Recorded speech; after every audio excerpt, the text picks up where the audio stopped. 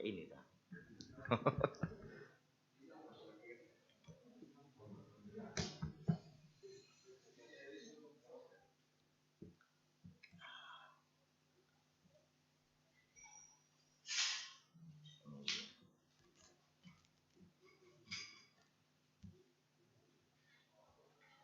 Ininya besok ini, Pak. Enggak masuk.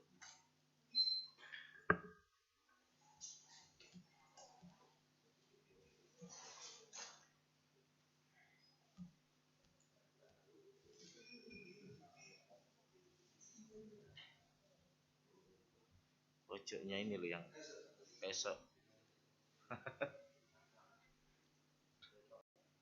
Iya.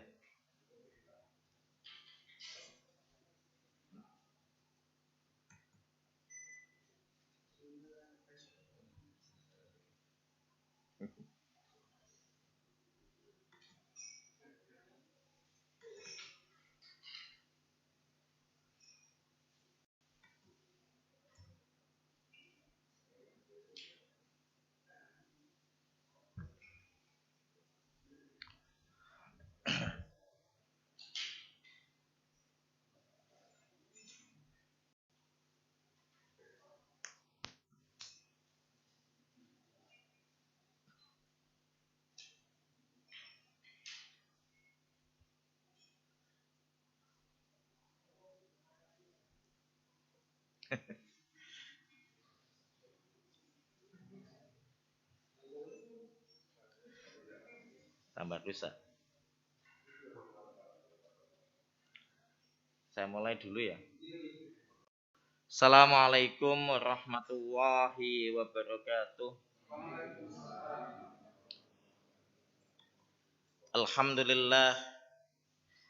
Alhamdulillahilladzi arsala rasulahu bil huda wa dinil haqq liyudhhirahu 'alad dini kullih wa kafa billahi syahida. Asyhadu an la ilaha illallah wa asyhadu anna Muhammadan 'abduhu wa rasuluhu la nabiyya ba'da. Allahumma shalli ala Muhammad wa ala ali Muhammad kama shallaita ala Ibrahim wa ala ali Ibrahim wa barik ala Muhammad wa ala ali Muhammad kama barakta ala Ibrahim wa ala ali Ibrahim fil alamina innaka Hamidum Majid. Ma'asyiral muslimin, jamaah salat subuh yang dirahmati oleh Allah, bersyukur kita kepadanya yang masih memberikan pada kita nikmat iman dan Islam. Khususnya Allah masih memberikan kita kesempatan untuk hidup lagi. Alhamdulillahilladzi ahyana ba'dama amatana wa ilaihim nusur. Setelah semalam kita dimatikan olehnya, lalu pagi ini kita dihidupkan kembali. Sebagian kita tadi mungkin sudah melaksanakan salat lail. Sebagian kita sudah melaksanakan pula salat sunnah qabla fajar.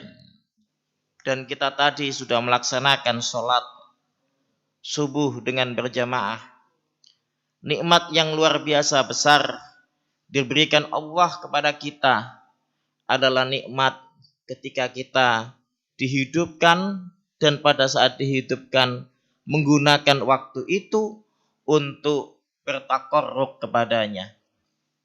Jamaah subuh yang dirahmati oleh Allah, kesempatan ini saya akan mencoba menyampaikan beberapa materi terkait tentang cara mencintai Rasulullah Muhammad SAW menurut pandangan Muhammadiyah dan bagaimana cara kita berdasarkan hadis-hadis yang sahihah dan makbulah.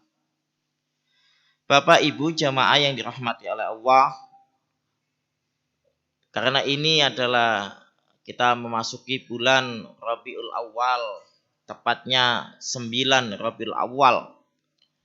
Kita sebagai kaum muslimin menyadari dan sangat tahu bagaimana peristiwa yang terjadi pada bulan Rabiul Awal, di mana di bulan itu baginda Nabi kita yang mulia Muhammad sallallahu alaihi wasallam dilahirkan oleh Allah, dan di bulan itu baginda Rasulullah diwafatkan oleh Allah.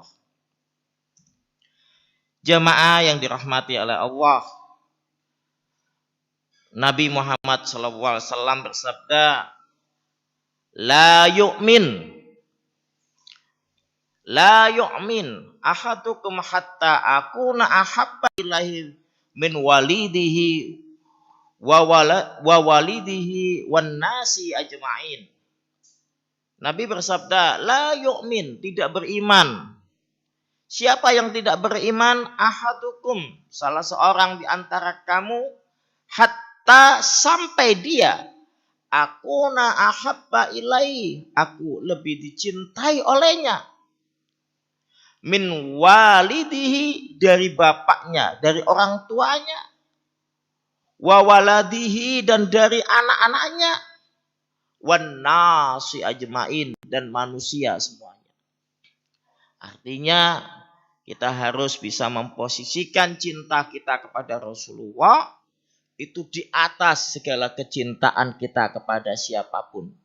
Sampai-sampai cinta kita kepada orang tua kita, cinta kita kepada anak-anak kita, cinta kita kepada manusia yang lainnya, porsi dan kadarnya harus dibawa.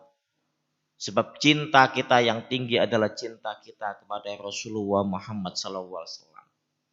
Kita orang Muhammadiyah jangan menjadi orang yang alergi dengan cinta Rasul.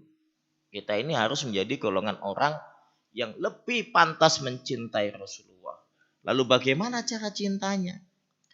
Landasan hadisnya dalam kitab Sahih Bukhari dan juga dalam kitab Sahih Muslim yang tadi saya bacakan itu. Ini hadisnya muttafaqun alaih. Dasar yang pertama dalam Al-Quran surah Ali Imran ayat 31, Allah berfirman, Qul in kuntum tuhibbunallaha fattabi'uni yuhibbukumullah wa yaghfir lakum dunubakum.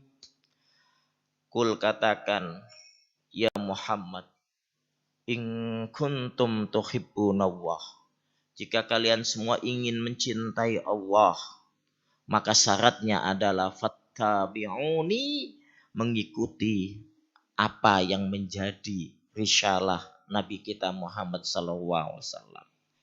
Yuhibbukumullah, maka Allah akan mencintai kamu. Wa yaghfir lakum dunubakum, dan Allah akan mengampunkan dosa-dosa kamu. Faman rahiba an sunnati falaisa minni. Penggalan hadis ini ketika perintah untuk menikah.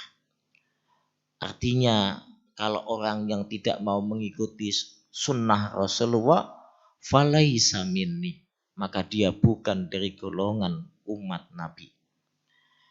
Allah memuji Rasulullah.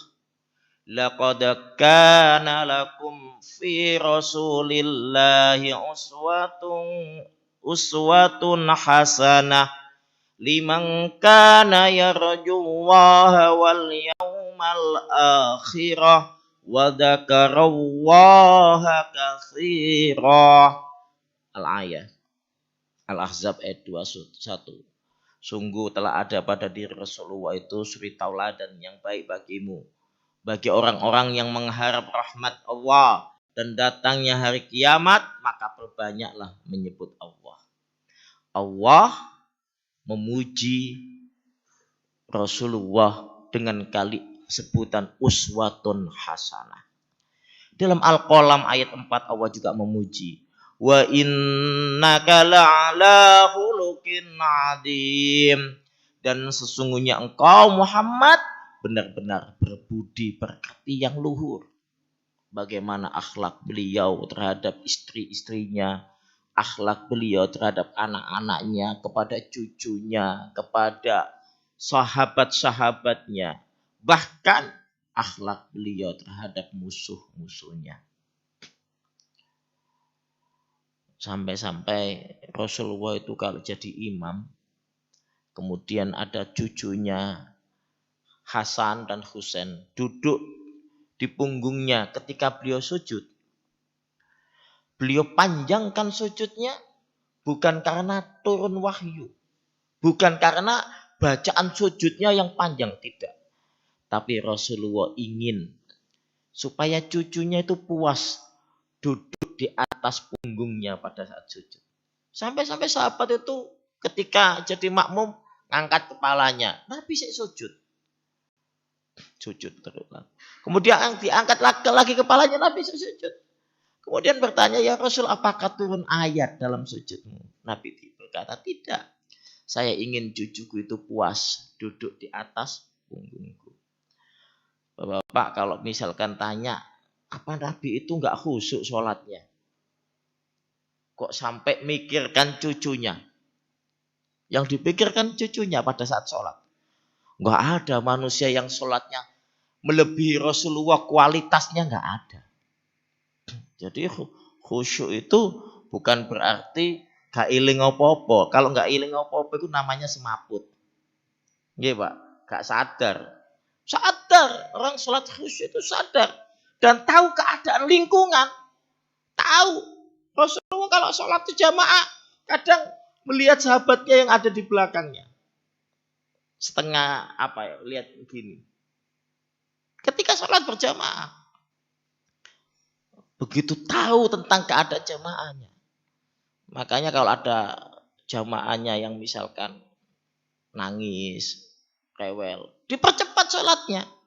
Tapi karena subuh tadi nggak ada yang nangis dan nggak ada yang rewel, makanya sholatnya saya kira nggak terlalu lama ya. Surat Al-Mulk itu ya. Itu satu surat dibagi untuk 2 rakaat. Lalu bagaimana sikap kita sebagai umatnya? Kalau tadi Allah memuji Rasulullah, kita sebagai umatnya bagaimana? Diajarkan oleh Allah dalam Al-Fat ayat 29. Ini sesuai dengan nama masjidnya ya, Masjid Al-Fat. Muhammadur Rasulullah walladzina ma'ahu asyidda'u 'alal kuffari ruhamaa bainahum. Muhammad adalah Rasul utusan Allah. Walladzina ma'ahu, dan adapun orang-orang yang bersama Nabi Muhammad yang pantas menjadi umatnya Nabi Muhammad adalah mereka yang asyidda'u 'alal kuffar ruhama bainahu. Dia tegas, keras terhadap orang-orang kafir. Ruhama bainahum, tapi terhadap sesama muslim kasih sayang. Dan itu syarat mutlak. Kelanjutan ayat itu ruka'an sujadan. Dia juga menjalankan rukuk, sujud, taat, patuh terhadap syariat. Itu umat Muhammad. Jangan dibalik, Pak. Kalau ada orang itu dengan orang kafir api, saling bergandengan, tapi dengan saudaranya sama muslim pentelengan, itu bukan umatnya Nabi Muhammad. Umat Nabi Muhammad jelas terhadap orang kafir, dia tunjukkan sikap tegasnya. Istilahnya itu ada al-wala wal bara.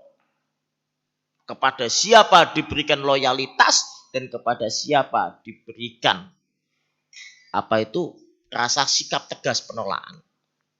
Jangan kemudian sesama muslim saling bermusuhan, hanya beda faham, beda cara sholat, beda bacaan sholawat, sudah dianggap musuh. Tidak. Muhammadiyah di dalam manhajnya, manhaj tarjih, itu mengajarkan kita untuk bertoleransi. dan tidak merasa Muhammadiyah itu paling benar. Muhammadiyah belum pernah merasa paling benar. Tapi Muhammadiyah berusaha dalam melaksanakan amalia ibadah, khususnya ibadah mahdhah, berusaha arruju ilal Quran was sunnah. Bukan berarti kemudian pasti benar.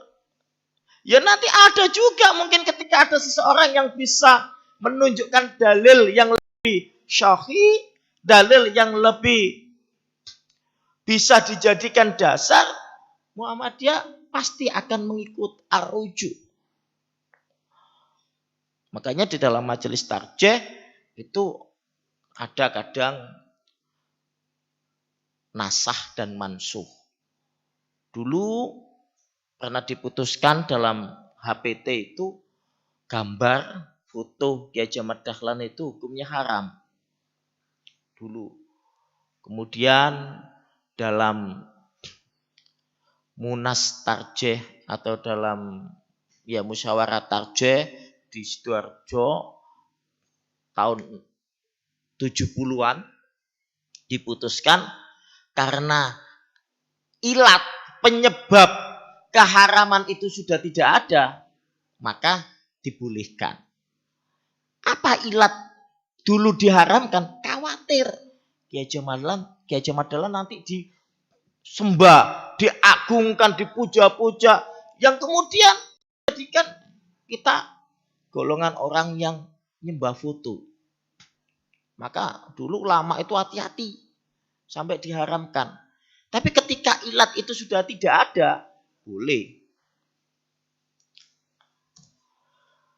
Nah, ini pesan Rasulullah Muhammad SAW pada kita. Dalam hadis Bukhari, hadis nomor 3189, An Ibnu Abbas sami'a Umar radhiyallahu anhu yaqulu 'alal mimbari sami'tun nabiyya sallallahu alaihi wasallam yaqul la tuturuni kama atrar nasara bana Maryam fa innama ana abdu faqulu abdullah wa rasuluh. Dalam hadis sahih dari Ibnu Abbas radhiyallahu an bahwasanya dia mendengar Umar ibn al-Khattab berkata di atas mimbar. Berarti Umar ini sedang ceramah. Umar berkata, aku mendengar Nabi Muhammad SAW bersabda,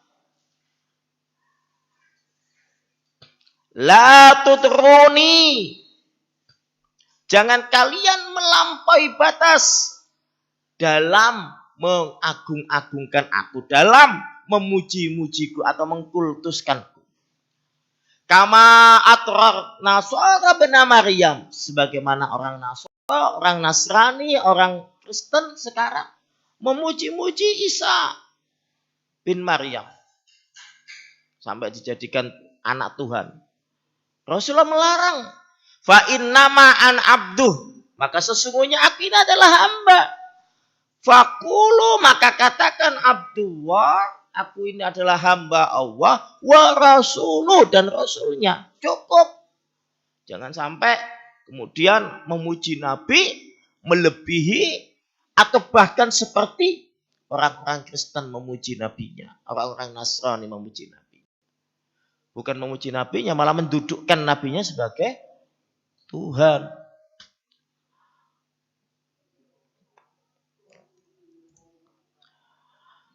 Lalu Allah Subhanahu wa taala mengajarkan kepada kita, Innallaha wa malaikatahu yusalluna 'alan nabi ya ayyuhalladzina amanu sallu 'alaihi wa sallimu taslima.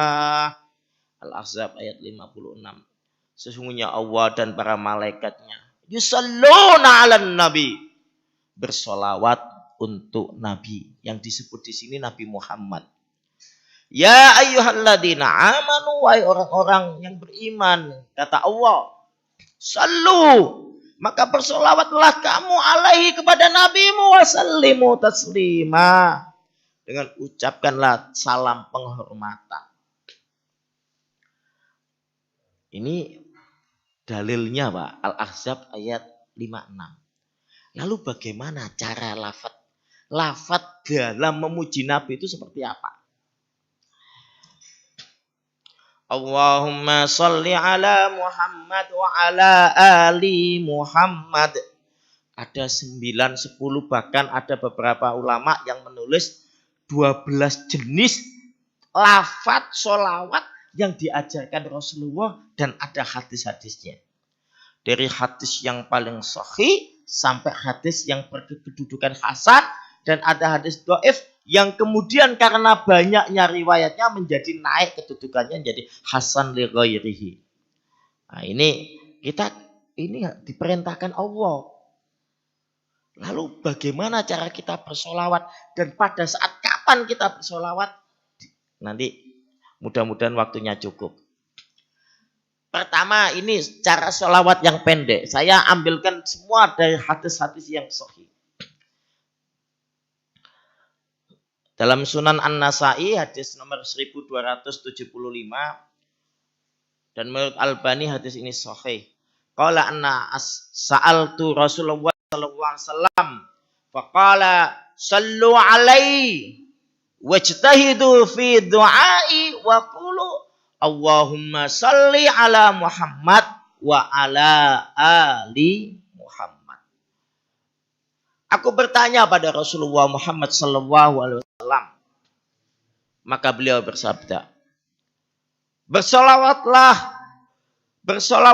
kepada Rasulullah sallallahu alaihi wasallam. Sungguhnya dalam doa. Jadi kalau kita berdoa iringi dengan sholawat. Awali memuji Allah, memuji Rasulullah, lalu mintalah berdoa. Lalu ucapkan Allahumma salli ala Muhammad wa ala ali Muhammad. Ya Allah, curahkan kesejahteraan kepada Muhammad dan keluarga Muhammad. Jadi dalam berdoa itu kita disuruh. Sebab dalam riwayat itu ada gini. Ada orang habis sholat berdoa, kemudian lari, balik, dipanggil oleh Nabi, kembali. Pujilah Allah, pujilah Rasulullah, lalu berdoalah. Sampai Nabi itu suruh minta dia mengulangi agar doanya itu bisa dikabulkan oleh Allah.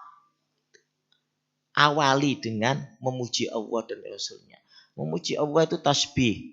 Subhanallah. Alhamdulillah. Allahu Akbar. Maka kalau kita sholat kan kita diminta untuk memuji Allah. Dalam tasbih kita. Dalam dzikir kita. Ya, Bapak-bapak, ibu-ibu. Kita itu biasanya kalau dzikir itu kan Subhanallah 33 kali. Alhamdulillah 33 kali. Allahu Akbar 33 kali. Beberapa kajian tarjah itu hadis tentang dzikir itu tidak ada yang subhanallah 33, enggak ada. Hadisnya itu subhanallah, alhamdulillah, Allahu Akbar dibaca 33 kali. Jadi tapi itu karena yang sudah berjalan di kita itu kan begitu. Ini kajian tarjah. Dan kajian dalam memahami hadis. Itu subhanallah, alhamdulillah, Allahu Akbar dibaca sebanyak 33 kali. Kemudian ada yang memaknai subhanallahnya 33, alhamdulillahnya 33, kemudian Allahu Akbarnya 33.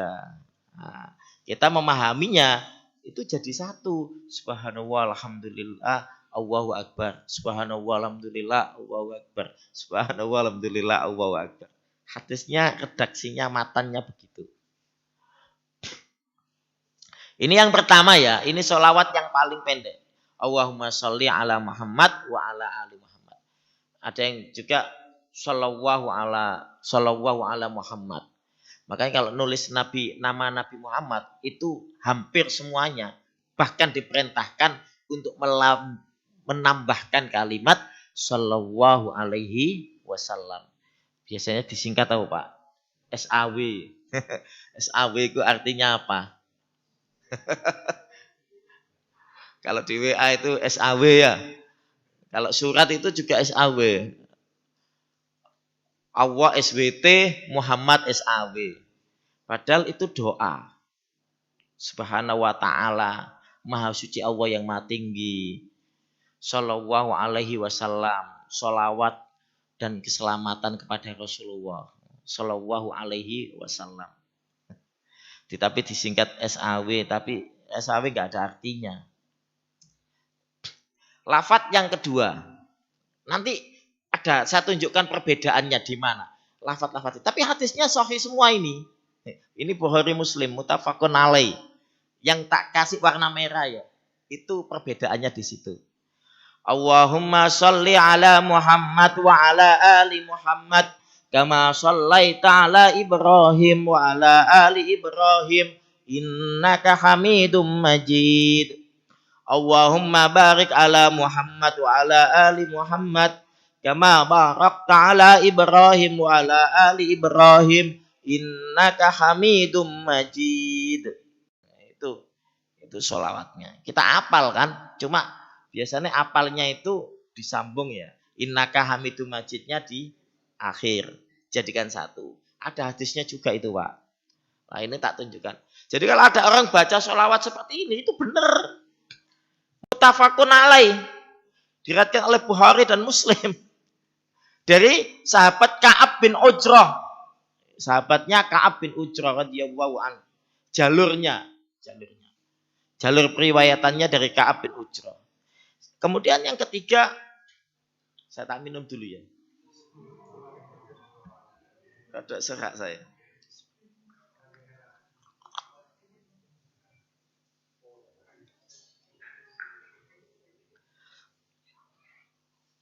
Lafadz yang ketiga dari Abu Humaid As-Sa'di radhiyallahu an.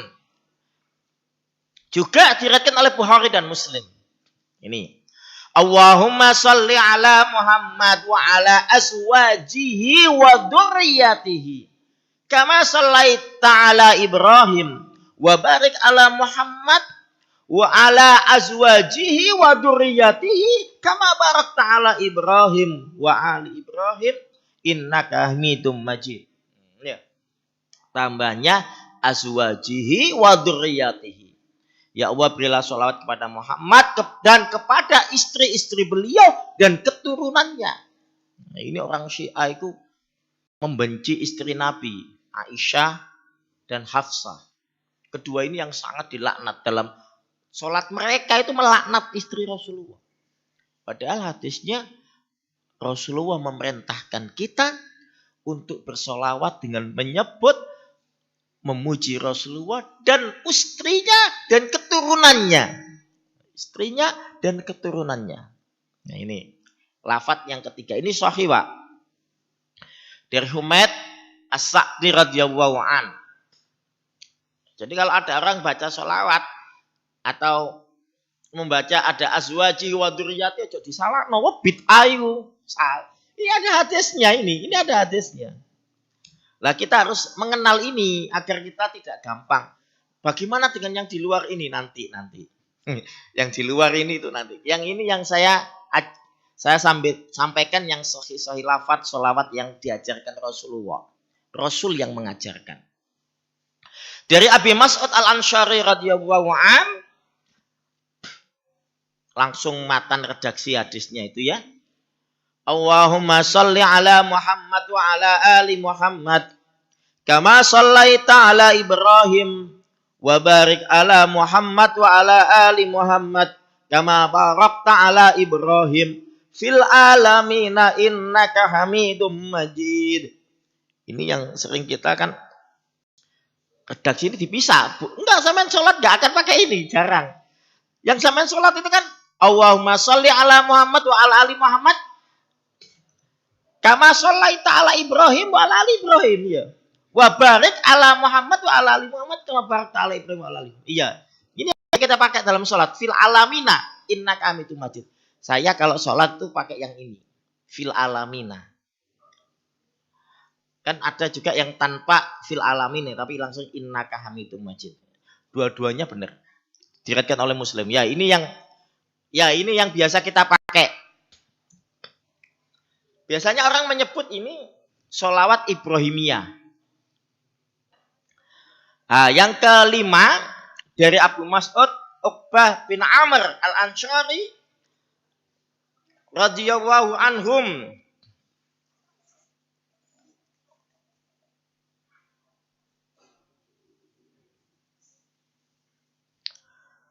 Ada redaksi sholawat yang diajarkan oleh Nabi. Juga terdapat dalam Sunan Abu Dawud. Sahih hadisnya nomor 981. Allahumma sholli ala Muhammad nabiyil ummi. Nah ini. Nabiyil ummi wa ala ali Muhammad kama shallaita ala Ibrahim wa ali Ibrahim. Wa barik ala Muhammad nabiyil ummi. Kama barakta ala Ibrahim wa ali Ibrahim innaka hamidum majid. Redaksi tambahannya Nabiyil ummi. Artinya nabi yang ummi. Nabi Muhammad itu adalah nabi yang ummi. Ummi itu tidak bisa baca, tapi bukan bodoh. Rasulullah itu fatona, cerdas. Kenapa cerdas? Dicerdaskan oleh Allah. Dibimbing langsung oleh Allah. Tapi Nabi tidak bisa membaca buku-buku. Maka ketika dikatakan oleh Jibril, Iqra ya Muhammad, ma'ana biqori. Saya nggak bisa baca. Malaikat Jibril menyuruh Nabi membaca, tapi kata Nabi, ma'ana biqori. Saya nggak bisa baca. Lalu didekap dengan dekapan yang kuat. Lalu maksudnya Jibril itu tirukan. Yang saya bacakan tirukan. Ini ibu ya yang kelima ya. Lafadz sholawat yang kelima. Nabiyil ummi. Tambahnya. Nah, ini yang ada lagi. Dari Abi Sa'id Al-Khudri radhiyallahu an. Juga dalam Sahih Bukhari. Rasulullah bersabda. Salah satu matan sholawat yang diajarkan Nabi. Allahumma sholli ala Muhammad abdika wa rasulika. Kama shallaita ala ali Ibrahim. Wa barik ala Muhammad wa ala ali Muhammad. Kama barakta ala Ibrahim. Jadi ada tambahan kalimat abdika wa rasulika. Ya Allah, berilah salat kepada Nabi Muhammad, hambamu dan rasulmu. Abdika wa rasulika, hambamu dan rasulmu. Yang ketujuh. Dari seorang lelaki sahabat Nabi Muhammad SAW diriwayatkan oleh Imam Ahmad. Ini rawinya tidak disebutkan nama sahabatnya. Salah satu lafaz tentang sholawat itu Allahumma sholli ala Muhammad wa ala ali baitihi wa ala azwajihi wa dzurriyyatihi kama shallaita ala ali Ibrahim innaka Hamidum Majid. Wa barik ala Muhammad wa ala ali baitihi wa ala azwajihi wa dzurriyyatihi kama barakta ala ali Ibrahim innaka Hamidum Majid. Ada tambahan ahli baiti kepada ahli bait keluarganya, wa ala azwajihi dan istri-istrinya, wa dzurriyyatihi dan keturunannya. Ini disahihkan oleh Albani. Ini lafaz yang ketujuh. Yang kedelapan, Allahumma sholli ala Muhammad wa ala ali Muhammad wa barik ala Muhammad wa ala ali Muhammad kama shallaita wa barakta ala Ibrahim wa ala ali Ibrahim innaka Hamidum Majid. Nah, perbedaannya di itu. Nabi Ibrahimnya itu dirangkap kama shallaita wa barakta. Biasanya kama shallaita ala Ibrahim wa ala ali Ibrahim wa barik. Enggak, ini dirangkap jadi satu. Ini terdapat dalam At-Tahawi, kemudian An-Nasai, disahihkan oleh Albani. Ini lafaz yang ke-8 tentang sholawat. Ini 9 yang terakhir ini. Dari Tolha bin Ubaidillah radhiyallahu anhu yang terdapat dalam kitab Musnad Imam Ahmad, ada kalimat salatnya gini, Allahumma sholli ala Muhammad wa ala ali Muhammad kama shallaita ala Ibrahim innaka Hamidum Majid wa barik ala Muhammad wa ala ali Muhammad kama barakta ala Ibrahim wa ali Ibrahim innaka Hamidum Majid. Ini seperti yang pertama tadi, yang dalam kitab Sahih Bukhari Muslim juga sama. Cuma yang pertama tadi pakai fil alamina ya. Enggak pakai. Langsung innaka Hamidum Majid. Yang pertama. Yang kedua. Ya, sama, berarti sama dengan ini yang Sahih Bukhari Muslim. Ini Bapak Ibu 9 redaksi sholawat yang diajarkan Nabi. Kalau ada sholawat yang ini itu mungkin orang memuji Rasulullah kemudian menambah-nambahkan. Kalau memuji Rasulullah dan menambah-nambahkan dalam urusan misalkan jenengan bercerita tentang kisah Rasulullah, silakan. Tapi tidak ada sangkut paut dengan urusan ibadah. Kalau sudah ada urusan ibadahnya, maka harus pakai dalil. Dalilnya tadi itu hadis yang diajarkan. Bahkan ada Ustadz Zainal Arifin menemukan 40 lafadz sholawat. Pokoknya ada hadis sahih, hasan, doif. Itu ada 40. Tapi tidak ada satupun yang pakai Sayyidina. Enggak ada satupun. Ya, tapi kan enggak apa-apa. Kalau misalkan dalam kalimat biasa, tidak dalam sebuah urusan ibadah, boleh memuji pakai Sayyidina, boleh. Dalam hal yang biasa, bukan urusan ibadah. Inilah keutamaan membaca sholawat. Tadi lafadznya, sekarang keutamaannya. Nanti kapan dibacanya sholawat? Dan bagaimana fatwa tarjih tentang sholawat? Tapi waktunya cukup Pak ya? Sampai jam berapa? Ojo lah suwe-suwe Pak. Jam 6. Biasanya kuliah subuh itu kultum 7 menit. Keutamaan yang pertama, orang yang membaca sholawat itu dikabulkan doanya. Yang tadi itu dari Tirmidzi, Ahmad, Abu Dawud. Hadis ini kata Abu Isa, yaitu penulis Sunan At-Tirmidzi mengatakan hadisun hasanun sahih.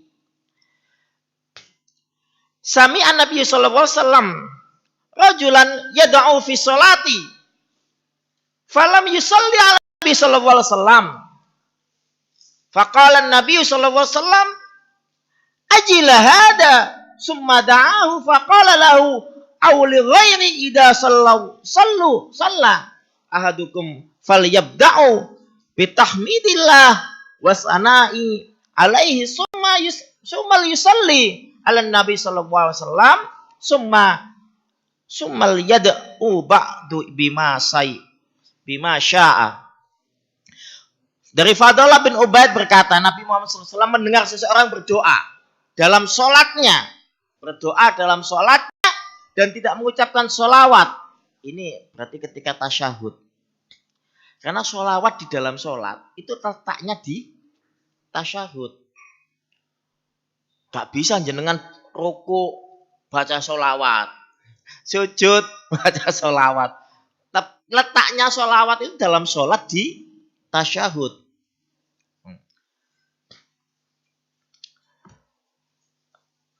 Kemudian Nabi Muhammad SAW bersabda, orang itu telah tergesa-gesa. Kemudian beliau memanggilnya dan berkata kepadanya atau kepada orang lain, apabila salah seorang di antara kalian melakukan sholat, maka hendaknya ia memulai dengan memuji Allah, kemudian bersalawat kepada Nabi Muhammad SAW, kemudian berdoa. Setelah itu dengan doa yang ia kehendaki. Jadi awali doa itu dengan memuji Allah, Rasulnya, lalu kita minta. Abu Isa berkata hadis ini hasan sahih. Jadi orang kalau berdoa itu keutamaan sholawat ketika dibaca kemudian dia berdoa maka dikabulkan oleh Allah. Yang kedua dijanjikan pahala yang berlipat. Diriwayatkan oleh Muslim, Abu Dawud, Tirmidzi dan Nasa'i. An Abdullah ibni Umar dari Abdullah bin Umar ibn al-Ash radhiyallahu anhuma annahu sami'a Rasulullah sallallahu alaihi wasallam yaqul man shalla salatan sallallahu alaihi biha asrun. Barang siapa yang bersolawat kepadaku solatan, satu kali solawat, maka Allah akan bersolawat untuknya 10 kali. Allah akan memuji dia bersolawat untuk orang yang membaca solawat itu 10 kali. Hadis riwayat Muslim, rawahul Muslim, Abu Dawud, Tirmidzi dan Nasa'i. Dalam Musnad Ahmad, orang yang baca solawat diangkat derajatnya. Qala Rasulullah sallallahu alaihi wasallam, man sallas alayya salatan wahidan sallallahu alaihi asran salawatan wa hatta anhu asran khati'atin. Ini tambahannya wa hatta anhu asrun khati'atin. Barang siapa yang bersolat kepadaku satu solawat, niscaya Allah akan bersolat kepadanya 10 kali dan terhapus 10 kesalahan darinya. Maka kita jangan orang yang alergi solawat, Pak.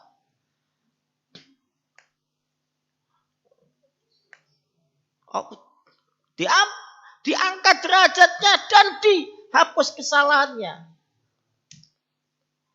Muhammadiyah itu anti solawat. Tidak.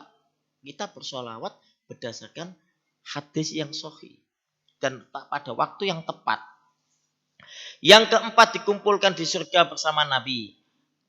Diriwayatkan oleh At-Tirmidzi, Yu'an bin Mas'ud, dari sahabat Ibnu Mas'ud, anna Rasulullah SAW qala aulan nas fi yaumil qiyamah aksaruhum alayya salatan. Rawahul Tirmidzi. Manusia yang paling berhak bersamaku pada hari kiamat ialah mereka yang paling banyak membaca sholawat kepadaku. Tuh, dikumpulkan dengan Nabi di surga.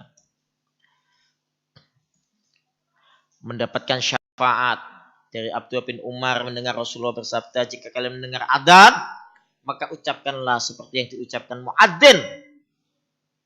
Kemudian dia bersolat kepadaku, sesungguhnya orang yang bersolat kepadaku sekali maka Allah akan bersolat untuknya 10 kali.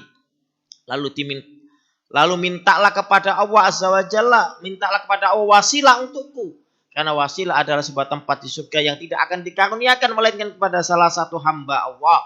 Dan aku berharap bahwa akulah hamba tersebut. Barang siapa yang memohon untukku wasilah, maka ia akan meraih syafaat. Diriwayatkan oleh Muslim. Hadis sahih riwayat Muslim. Ini keutamaannya, Pak ya. Ini termasuk hadis. Ini hadis ini jadi dalil ketika adzan subuh. Ya, ada adzan subuh itu kan ada apa? As-salatu khairum minan naum. Ya. Kita biasanya bacanya apa?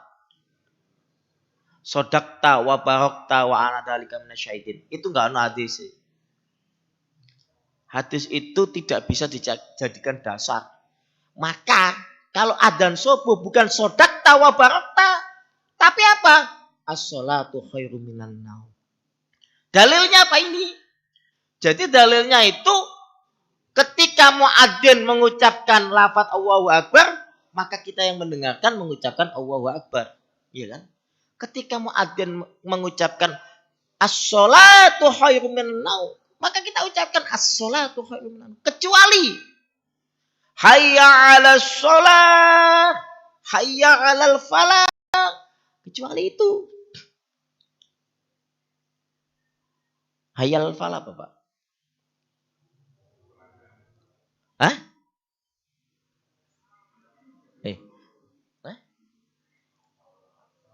La haula wala quwata illa billah ya. Nah, la haula wala quwata illa billah. Karena memang ada khususnya Tapi untuk as-sholatu khairum minan naum, karena tidak ada dalilnya, ya bacanya pakai hadis umum ini. Jika kalian mendengar adzan, maka ucapkan seperti yang diucapkan muadzin. Kecuali hayya 'alas shalah, kecuali hayya 'alal falah. Yang di situ diajarkan la haula wala quwata illa billah. Ya. Jadi itu ya. Maka ini juga oleh tambahan kalau subuh kita dulu diajarkan sodakta wa barokta wa ana dzalika minasyahidin. Itu salah, enggak ada dalilnya. Sing betul kembali kepada kalimat ketika muadzin itu mengucapkan. Ini hadis ini sahih riwayat Muslim. Jadi ada syafaat Nabi. Ya. Kapan waktu bersolawat? Pertama sesudah adzan. Ini semuanya ada dalilnya. Sesudah adzan. Jadi ketika sesudah adzan kita dalam doa setelah adzan itu ada sholawatnya. Bahkan akan dibangunkan rumah di surga. Yang kedua dalam tasyahud sholat. Baik tasyahud awal maupun tasyahud akhir. Jadi ingat, sholawat itu tidak hanya di tasyahud akhir, Pak. Tapi di tasyahud awal maupun tasyahud akhir. Makanya kalau jadi imam, ketika di tasyahud awal aja cepet-cepet. Karena di situ ada sholawatnya. Dan gak ada dalam tuntunan pelajaran sholat dalam HPT, bacaan tasyahud awal itu berhenti di tahiyat saja, tidak. Sampai pada sholawatnya. Dan sholawatnya sampai dengan fil alamina atau innaka hamidum majid. Begitu Bapak. Yang kedua, di dalam sholat jenazah. Sholat jenazah itu kan pertama Fatihah. Yang kedua, sholawat. Sholawatnya juga sholawat lengkap. Jadi sholat pendek. Allahumma sholli ala Muhammad. Oh enggak itu. Ya lengkap seperti kita sholat itu. Yang ketiga baru doa untuk mayit. Yang keempat doa untuk mayit. Di malam Jumat atau di hari Jumat. Itu diutamakan untuk memperbanyak sholawat. Yang kelima di dalam khutbah atau pada saat ya pidato atau saat ceramah atau saat khutbah, khususnya khutbah yang yang termasuk rangkaian ibadah. Khutbah itu kan rangkaian ibadah. Khutbah Jumat, sholat Id itu rangkaian. Gak ikut khutbahnya itu sama dengan kegiatan Jumatannya itu hilang. Karena itu rangkaian. Maka di situ ada sholawat. Ketika telinga mendenging itu nah, itu disuruh membaca sholawat oleh Nabi. Ketika susah atau gundah, pada waktu pagi dan petang. Ini dzikir pagi petang, baca sholawat 10 di waktu fajar dan 10 di waktu sore. Ketika nama Rasulullah disebutkan. Jadi kalau ada nama Nabi Muhammad, maka kita menjawab sallallahu alaihi wasallam, sallu alaihi. Allahumma sholli ala ali Muhammad.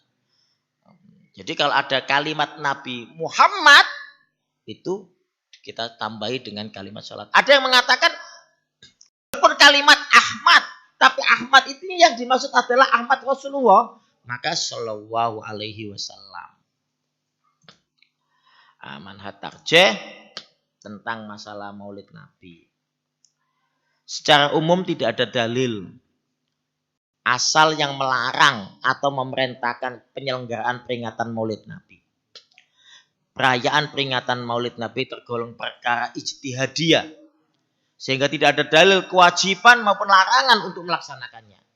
Akan tetapi ada hal-hal yang perlu diperhatikan, di antaranya bahwa dalam peringatan Maulid Nabi tersebut jangan sampai melakukan perbuatan-perbuatan yang dilarang, yang dapat merusak inti dari perayaan tersebut, yaitu semata-mata hanya memuliakan Nabi Muhammad, mengagungkan, yang beliau sendiri melarang untuk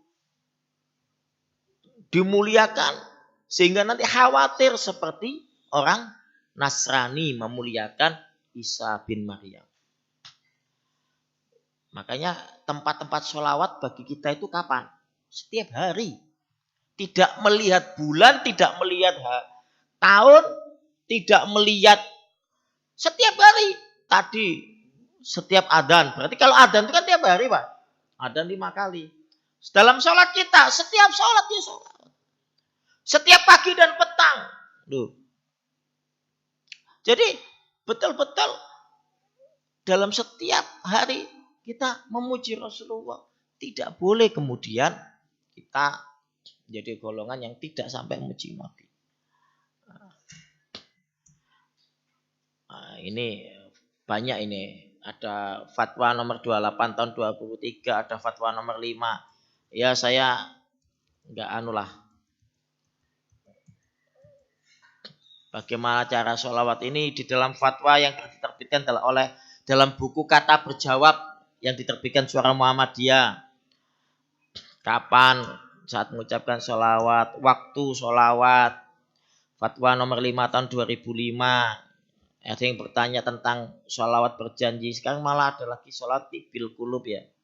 Sholat bil kulub, sholawat burda, sholawat apa saja. Saya kira silakanlah orang melakukan itu. Tapi Muhammad dia punya bagaimana cara kita melakukan pujian kepada Rasulullah dengan lafaz yang diajarkan oleh Nabi, dengan waktu yang telah diajarkan dan ditentukan oleh Nabi, dengan keutamaan yang begitu besar. Jadi itu bapak-bapak yang saya kira bisa saya sampaikan. Kalau dalam APT sholawat itu ada 2 macam. Ada sholawat yang hukumnya wajib, ada sholawat yang hukumnya sunnah. Sholat yang hukumnya wajib itu kapan, Pak? Dalam sholat itu. Tasyahud itu hukumnya wajib. Yang di luar sholat, nah itu sunnah. Jadi itu ini peringat fatwa nomor 25 tahun 2007 tentang masalah maulid. Nah, jadi itu Bapak tentang bagaimana cara kita mencintai Rasulullah Muhammad SAW dan lafaz-lafaznya dan keutamaannya serta waktu-waktunya. Mudah-mudahan kita bisa menjadi golongan orang yang mendapatkan keutamaan dengan memuji Rasulullah. Dan ingat, Muhammadiyah tidak pernah menyalahkan orang lain. Bagi orang yang telah memahami dalam konsep ibadah, pemahaman ibadahnya, silakan. Silakan. Tapi kita, untuk warga kita diajarkan cara bagaimana kita memuliakan Rasulullah. Itulah yang diajarkan oleh Nabi kita Muhammad Sallallahu Alaihi Wasallam. Saya kira cukup. Ada tanya jawab Pak? Monggo Pak, monggo Pak.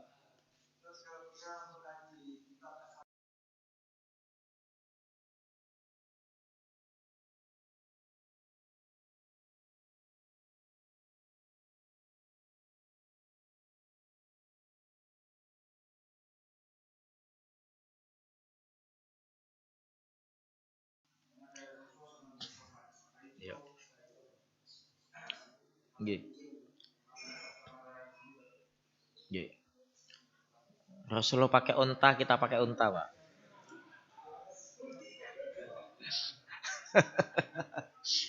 Jadi As-Sama'il Muhammadiyah itu adalah buku yang menceritakan tentang bagaimana pola dan gaya hidup Rasulullah.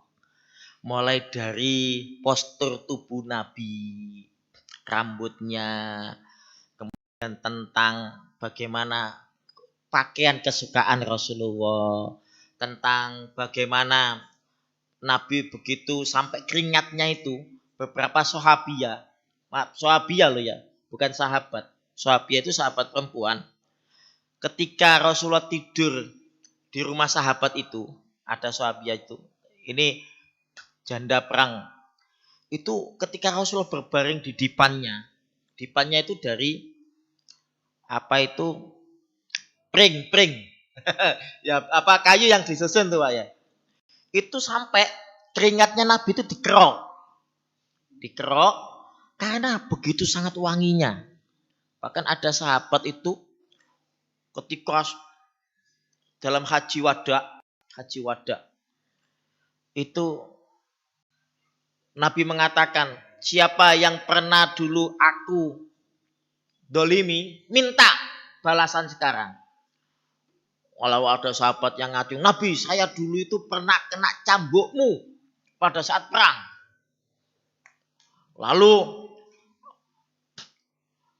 dia minta supaya mengkisos Nabi. Sampai cucu Nabi Hasan tuh nangis. Paman saya saja, paman yang kau kisos, jangan Nabi. Nabi usianya 63 waktu itu. Umar marah mau membunuh. Jangan Umar, ini urusan saya dengan dia. Ternyata ujung-ujungnya dia itu kepingin menempelkan kulitnya dengan kulit Rasulullah. Sampai Nabi itu lepas baju. Loh, karena dia bilang, Rasul, ketika saya kena cambukmu itu saya dalam keadaan tidak pakai baju. Langsung kena kulit saya. Loh, maksudmu? Ya saya kepingin juga sama. Nabi itu lepas baju.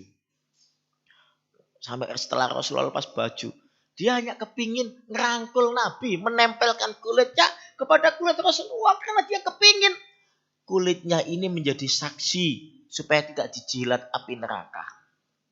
Saking begitu mereka memuliakan Nabi sampai kepingin nempelkan kulit. Ada yang minyak wanginya, ada yang rambutnya.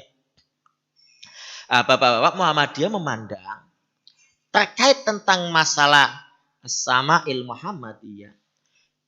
Rasulullah dalam urusan pola hidupnya itu adalah perilaku pribadi Nabi.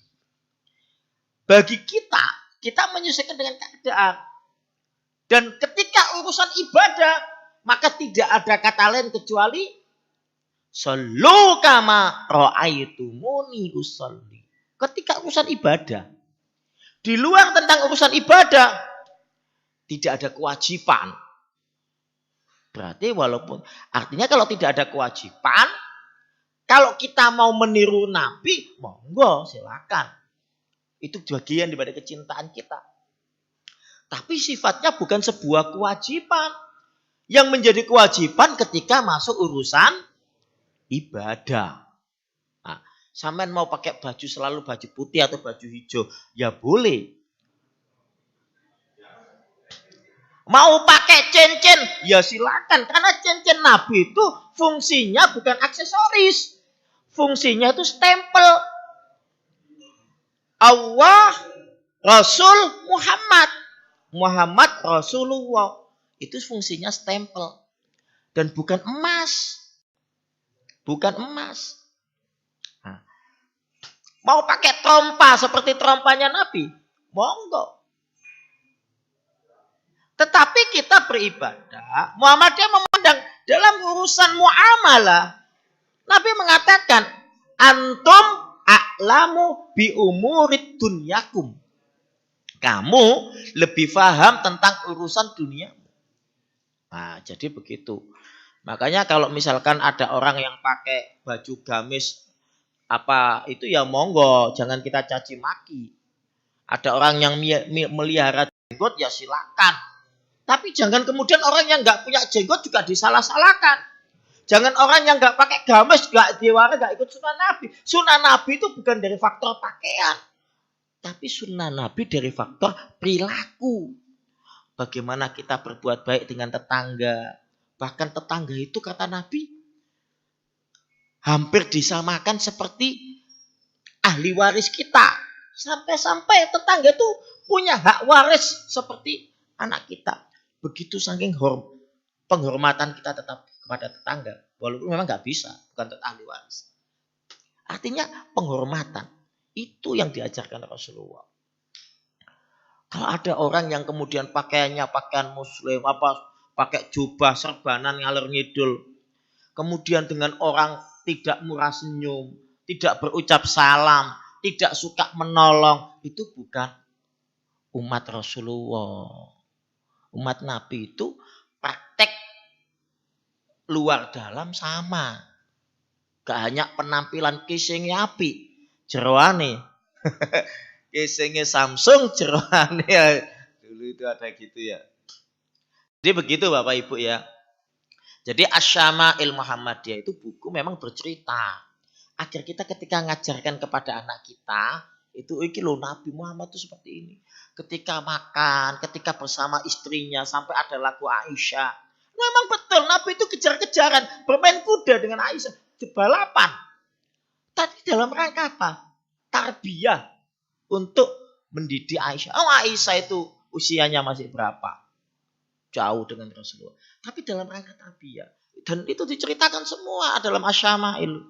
Nah, dan ini kita perlu baca. Agar kita mengenal Nabi kita itu. Nabi Muhammad itu diceritakan dalam Taurat. Begitu sangat detail Pak. Dalam Taurat, dalam Zabur. Tentang Rasulullah itu sangat detail sampai nasabnya, keturunannya. Lah masa kita dalam kita sebagai umatnya tidak mengenal Nabi kita, tidak tahu siapa kakek Nabi kita, siapa anak Nabi kita. Anak Rasulullah yang laki-laki itu ada berapa Pak?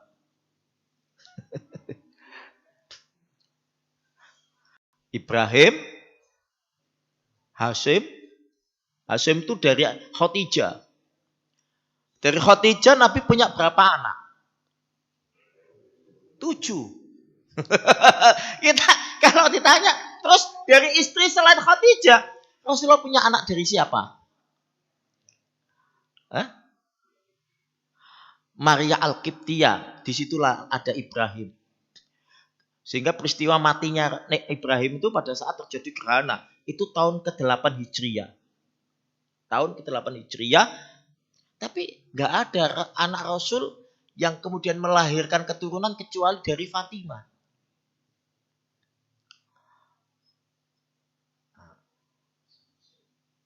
Hasan Husain.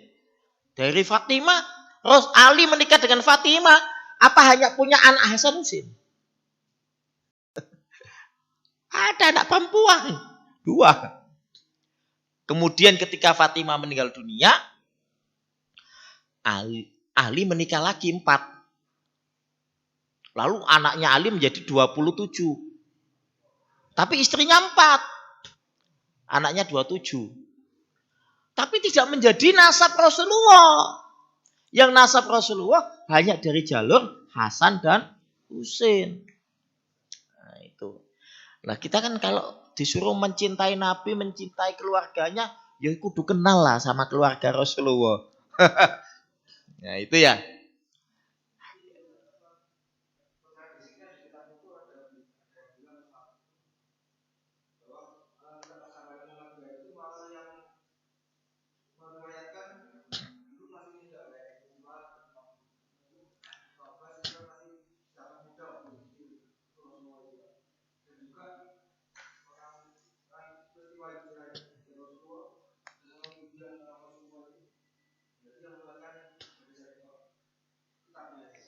Iya.